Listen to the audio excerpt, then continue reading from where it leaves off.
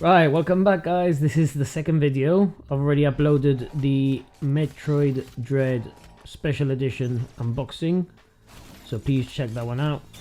We're going to have a look at the next topic of the day, which is the Nintendo Switch OLED white console unboxing. Just to save me some time and headspace and all that, I'm just going to call it OLED. After the horrendous failure of the Nintendo Wii U, mainly because of its identity crisis, Nintendo decided to release the Nintendo Switch on the 3rd of March 2017 as a last-ditch effort. 4.5 years later, the hybrid console has managed to sell over 89 million units and over a whopping 632 million software sales as of August this year.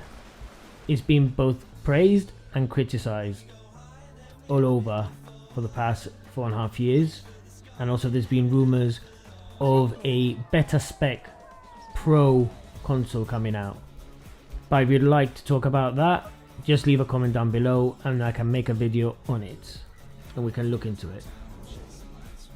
For this unboxing, I'm almost gonna do a two-part series where this video is solely to look what comes inside the box and just very briefly check out what's different at first glance. I'm gonna extensively use it as my primary console, so if you have any questions, please write them down below in the comment section, and in a week or so I will make another video giving you my honest opinions and thoughts on the console and whether it's worth investing in or not. Either Nintendo are trying to cut down on cardboard because it's too expensive, or they're trying to be environmentally friendly, but this box is very diddy. In fact, this is even bigger than this box. Also, just a quick reminder, I've already unboxed this video. Click on the link up there, somewhere around there. Thank you very much. Have a look at it, let me know what you think. It's worth a watch. So you can see inside the box we have the OLED console, the dock, and the adjustable stand support as a new feature. All the nice little graphics of the new console and everything else standard. Right, so we've got the controllers, the actual console. Let's have a look at what's inside the box itself. We've got the dock. Right, we've got the power cable, the HDMI cable. Let's see. Okay, we got that. Oh, these look nice. Okay, let's have a look at those.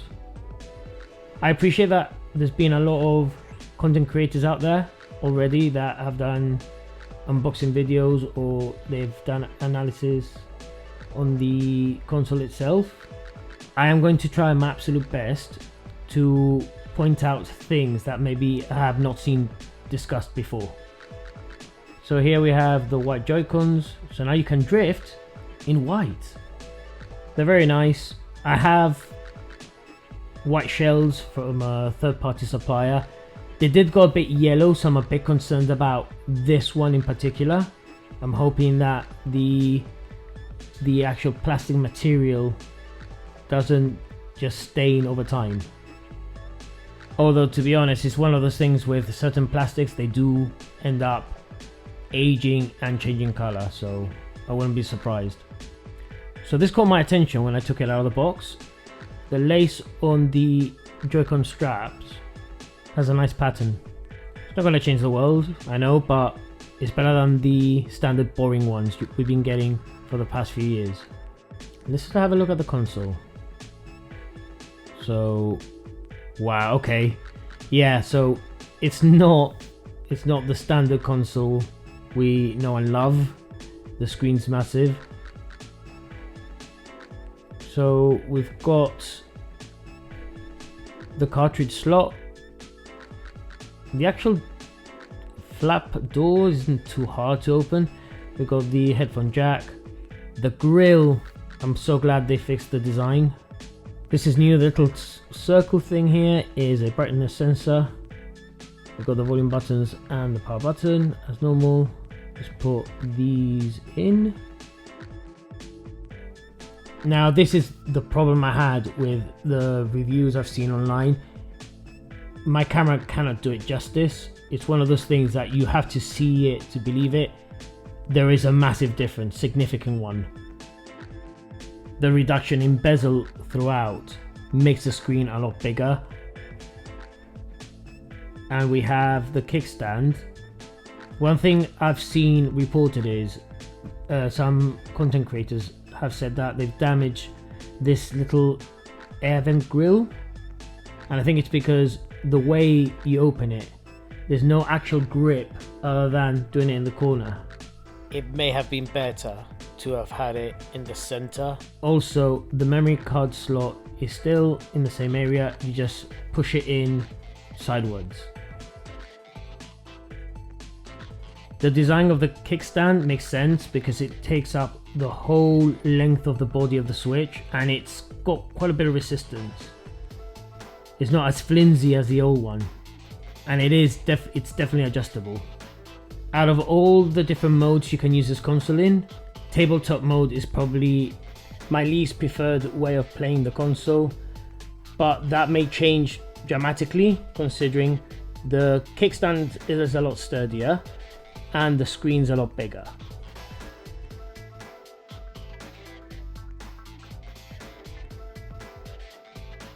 Next we have a look at the most awkward looking paperweight in the world, the Joy-Con grip. Does anybody still use this? Oh well, I just took it out just to see if it's changed, if it's glossier or has a different finish. So we have the dock, or I should say the new version of the dock. As we all know now, it includes an Ethernet port at the back. Remember, if there's anything that you are watching right now that you want questions answered, like for example, does the built-in Ethernet port make the internet a lot faster? Submit all your burning questions and I will try my best to answer them in the follow-up video to this one, which will be the review. Now, looking at this new revised version of the dock, it does seem to be a premium product. This comes off, by the way, so don't be alarmed if you take yours off. You can put it back in. We've got the AC adapter, the HDMI and the Ethernet port. In terms of finish, they seem to have taken as much care inside as they do outside of the dock, and it does, honestly, it does look like a premium product.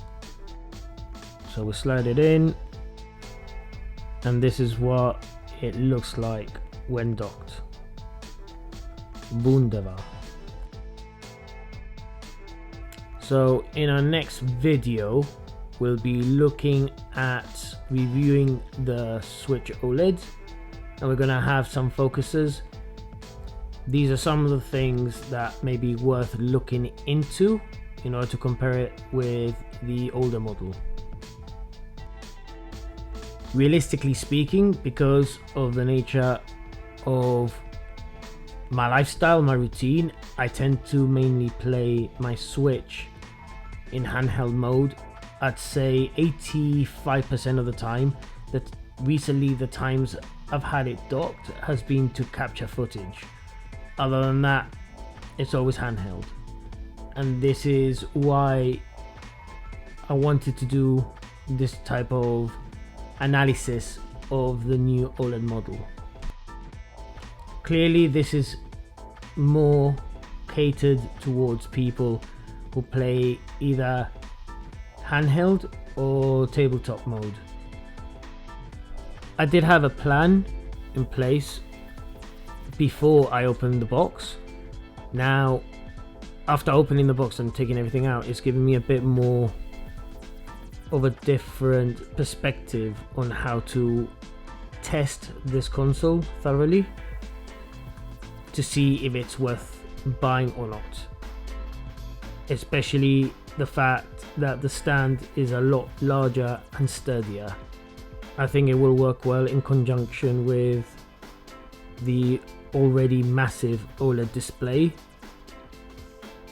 But yeah, let's see how it goes. We're gonna have a bit of time to use it, to play it. I'm gonna finish editing this because it's quite late now. I feel like all I've been doing is editing, but it's been good, it's been enjoyable. I just want to get on and play with Metroid now.